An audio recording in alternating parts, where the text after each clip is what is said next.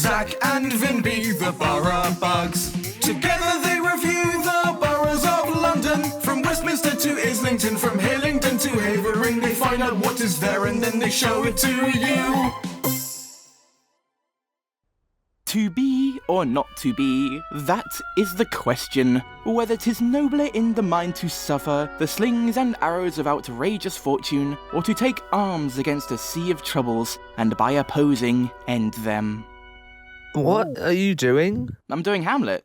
You know, the tragedy? The famous to be or not to be line by Shakespeare? He was a famous playwright, you know? Yes, everyone and their mum knows who Shakespeare is, but what's this got to do with anything? You'll find out in a moment. Anyways, welcome to Borough Bugs, the show where me and Vinbee take a look at what all of the 32 London boroughs have to offer. Hello, I'm Vinbee, and I've actually been to the place where Shakespeare lived. Hello, I'm Zach. I can vouch for her. It's true, she did go to Stratford-upon-Avon, where Shakespeare lived. And this is Borough Bugs. Now, can you please tell me why you were reciting his 400-year-old texts? Well, where's Shakespeare's globe? Oh, we're doing Southwark today, aren't we? Yeah, Southwark is home to none other than Shakespeare's globe, albeit a replica. We'll talk more about it soon. So, today's borough can only be... Southwark! And yes, it's pronounced Southwark. Why couldn't it just be pronounced Southwark? I don't know. Funny. Fair enough. Anyways, overview time.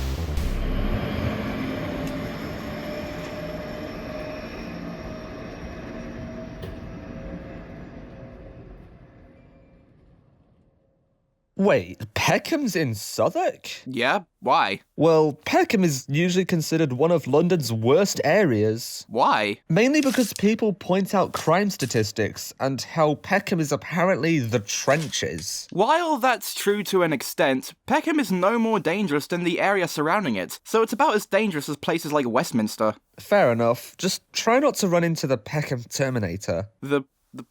What? It's a video. Look it up. Be careful, though. There's strong language. All right.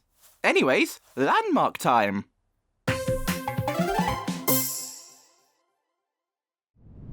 We're, of course, starting off with Shakespeare's Globe Theatre, originally built in 1599, destroyed by a fire in 1613, rebuilt in 1614, and then finally demolished in 1644. The current-day Globe Theatre, built in 1997, is essentially a replica of the original 17th century building. It was rebuilt as faithfully as possible. However, due to safety concerns, the theatre can only accommodate 1,400 people, unlike the original Globe Theatre's 3,000 people. This Elizabethan playhouse is located in the north of the borough, just by the south bank of the River Thames, around 230 metres from the site of the original Globe Theatre. This place stages many of Shakespeare's plays every summer. If you've ever been to school, or at most completed it, it is likely you would have read about one of his plays. I don't think I ever did any Shakespeare for my GCSEs. Did you? I did Macbeth. I failed English literature anyways. I only ever failed geography. Ironic, because you do a geography program now. Oh, yeah. You just can't write this stuff, can't you? Well, I mean, you clearly did. It was a joke! This is Borough Market. Don't you ever get tired of saying "this is" over and over again? Not really. Anyway, Borough Market is one of the largest and oldest food markets in London, with the market's roots tracing back to around the 12th century. There's even claims that it could have existed much earlier, as there have been claims of it existing since 1014. By the way, if you're wondering why the market is void of people in their hundreds, and why everything is shut, we decided to film this on the day the market was closed. It was easier for us. The market buildings were designed in 1851, and an Art Deco-style entrance was added in 1932. The nearby railway infrastructure had caused the buildings to have significant changes made to them. The market is best known for selling a variety of gourmet foods from across the world. They also sell other products, including wine, seasonings, vinegars, and oils. Zach, wake up. Oh, sorry. I did say before markets bore me to death. But this one's got such a grand style to it. And cheese. It's nice, but markets still tire me out, inside or out. Spoil sports. We obviously can't ignore the tallest building in London, right? This is the Shard. Oh, it's so tall! Yep, this tower stands at 309.6 meters, or 1,016 feet. This building is the tallest building in the United Kingdom, and the 7th tallest building in Europe, behind the Warsaw Tower in Warsaw, Poland, which actually beats the Shard in height by less than half a meter. Talk about cutting it close. The tower was designed by Italian architect Renzo Piano and was designed as a 72-story tall pyramid-shaped skyscraper intended for mixed use. Construction began in 2009 and was completed in 2012, and the Shard was opened on the 1st of February 2013. The building's contract cost a whopping £435 million. The tower is open to the public via an observation deck called The View from the Shard. It does cost money though, so if you want to see London a few hundred meters away from the ground, make sure you've got money, and if you don't think it's worth it, take a look at this view. Absolutely wonderful.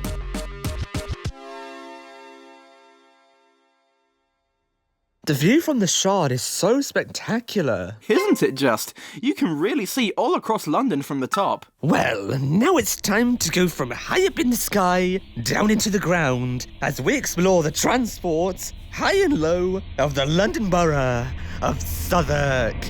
Dun dun dun! Bit extra, no?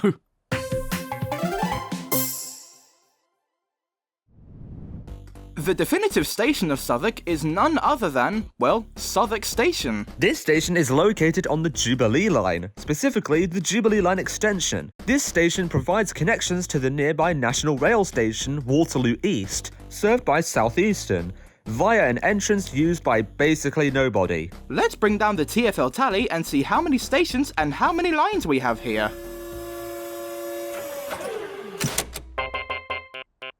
Wow, the Overground comes on top today, with 6 stations in total. And the Bakerloo Line has a measly 1 station. Ha ha! Don't laugh at the Bakerloo Line, you'll hurt its feelings. Unbelievably disrespectful. See? Anyway, what Overground lines do we have? Ooh, a new line for the board. And since the Overground has the most for this borough, the Windrush line has 1 too. Anyway, it's worth noting that the Waterloo and City line passes through this borough, but seeing as the line only has 2 stations and neither are in this borough, we can't count it, unfortunately. So close, yet so far. Southwark is home to one of London's large terminus stations, London Bridge, with Southern Railway and South Eastern Railway services, stretching to the counties of Surrey, Sussex and Kent. Not to mention Thameslink, connecting to Brighton, Bedford, Cambridge and Peterborough. London Bridge Station opened on the 14th of December 1836 as part of the London and Greenwich Railway, meaning that this station is even older than Euston, and is one of the oldest railway stations in the London metropolitan area to still be running. However, it wasn't the first one. Spa Road Railway Station was the original terminus of the London and Greenwich Railway until 1915, when it closed to passengers. This station currently still stands, but is now a light industrial estate. Some elements of the station are still visible, such as the old booking office. There's even a plaque stating that this was London's first railway terminus. Southwark has a depot for the tube. a first for Borough Bugs. London Road Depot is the depot for Bakerloo Line trains and is down the road from Lambeth North Station. The best way to get a look at the depot is at the crossroads of Lambeth Road and St George's Road, where if you peer over the bridge, you can see the depot. Some of you gongoozlers, yes that is a real word, look it up, may be wondering if there's any river bus piers in this borough. And there are, there's 5. London Bridge City Pier, served by RB1 and RB6. Greenland Surrey Quays Pier, also served by RB1 and RB6. Bankside Pier, again also served by RB1 and RB6, as well as one of the river tour routes. Rotherhithe Pier, which is served by RB4 and is the same pier which had the really long stupid name of Doubletree Dog... whatever it was. And Butler's Wharf Pier, which is right by Tower Bridge and is also served by a river tour route. And some of you bus spotters may be wondering if there's any bus stations in the borough. Well, there are those too. There's 3. Peckham Bus Station, located just off of Peckham High Street. London Bridge Bus Station, situated just outside of the railway station and the Shard. And Canada Water Bus Station, which was built alongside the tube station when it opened in 1999. More on that in a moment. Yep, Canada Water was one of many stations to be a part of the Jubilee Line extension, which opened in 1999. Like we discussed with Aldwych before, the Jubilee Line, known then as the Fleet Line, was going to extend further beyond Charing Cross. The line which went from Stanmore to Charing Cross was Phase 1, but there were further phases for extensions. Yep, Phase 2 would have extended along Fleet Street, stopping at Aldwych, Ludgate Circus, Cannon Street and Fenchurch Street. And Phase 3 would have seen the line continue towards Surrey Docks, about where the modern-day Surrey Quays station is on the London Overground Windrush line. It would have gone down towards New Cross Gate and New Cross, taking over from the East London line, which we'll also discuss soon. An alternative plan for Phase 3 was to go towards Thamesmead, stopping at places like Wapping, Millwall, which would be around where South Quay DLR station now is, North Greenwich, Silvertown, Woolwich Arsenal, and then to Thamesmead Central. And Phase 4 would have continued down toward Addiscombe and Hayes. Good God, would have been confusing as the Northern Line, eh? I could only imagine. But alas, none of this happened, as changes in land use, especially around the Docklands area towards the end of the 20th century, resulted in the extension having a total overhaul. For the line to extend, the new stations had to be future-proof, with radical architectural design, different from anything that came prior on the tube. The first of the extension stations to open was Stratford, West Ham, Canning Town and North Greenwich on the 14th of May 1999. After that came Canary Wharf, Canada Water and Bermondsey on the 24th of September that same year. Fun fact about Bermondsey Station, the station building is designed in such a way that natural light reaches all the way down to platform level. They really weren't messing around with the architecture here.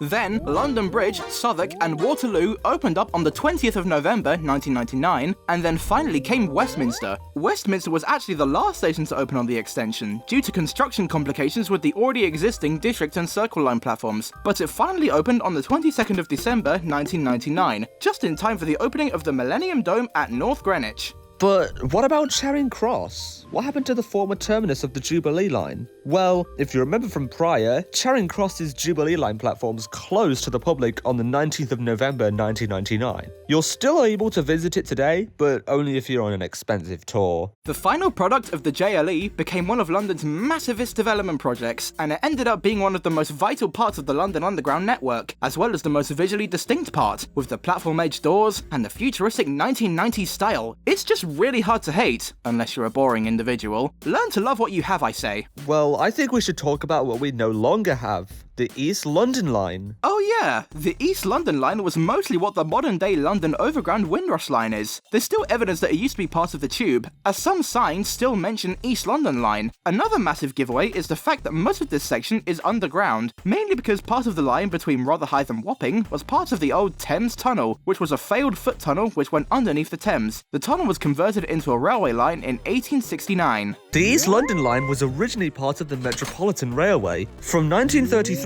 until its closure in 2007, it was given the name East London Line, and the line received a dark orange colour in 1990. The line used A-stock trains, which were also used on the Metropolitan Line. The line started from New Cross and New Cross Gate, both terminus stations on separate branches. The line immediately joins together just before Surrey Quay Station, then it heads through Rotherhithe, Wapping, Shadwell, Whitechapel and Shoreditch. In 1999, Canada Water Station opened, and that's how the East London line was up until its closure in 2007. A lot of stations on the East London line don't look too much different now from how they did when they were part of the Tube. When the line closed in 2007, some stations temporarily closed to be converted into London Overground stations, and some stations got shut entirely, but that's a story for another time. Lots of line history this time, isn't there? Well, sometimes there's stations with history, and sometimes there's entire lines with history. The East London line is quite an interesting topic, and we'll probably talk about it again if we find anything else.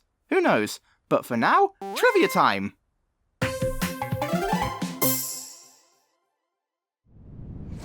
Southwark was comprised of 3 metropolitan boroughs, Bermondsey, Camberwell and Southwark. When the boroughs merged in 1965, the merged borough had the name of Southwark. This was likely because Southwark is one of the oldest parts of South London, giving it some historical significance. Nevertheless, Southwark is now one of central London's biggest boroughs. The Jubilee Line extension runs through this borough, and all of the stations on the extension have an interchange with them, except Bermondsey, which is the only station on the extension to connect with nothing else. Southwark would also fall under that, but officially it connects with Waterloo East Station, so it doesn't count here. Southwark is twinned with 2 towns in Europe, Clichy, a small commune in the northwestern suburbs of Paris in France, and Langenhagen, a small town in Hanover in Germany. It's also twinned with Cambridge, Massachusetts in the United States. Southwark is home to the old City Hall, which is currently covered in scaffolding. This building was the headquarters of the Greater London Authority from 2002 to 2021. The current City Hall is in a different borough now, but we'll get to that another time. Southwark is home to the tallest hospital in London, Guy's Hospital. The 34-storey high tower wing stands at just over 148 metres high. Speaking of tall towers, the Tate Modern Art Gallery is located at Bankside in the north of the borough, notable for its enormous chimney at the entrance. Southwark's population in 1801 was at 114,000. Nowadays, the population has significantly increased to 314,000. Of course, this is a decrease from the population in 1901 though, which was at an impressive 578,000. Do you think we'll ever cover a borough where the population doesn't decrease? Maybe in the more outer boroughs, but who knows? Exponential population growth ain't getting any smaller. Maybe in 100 years' time, these boroughs will go back to having teeny tiny populations. Yeah, I don't think they will. And how do you know that? Yeah, actually, fair enough. Anyway, time to resume my Shakespeare.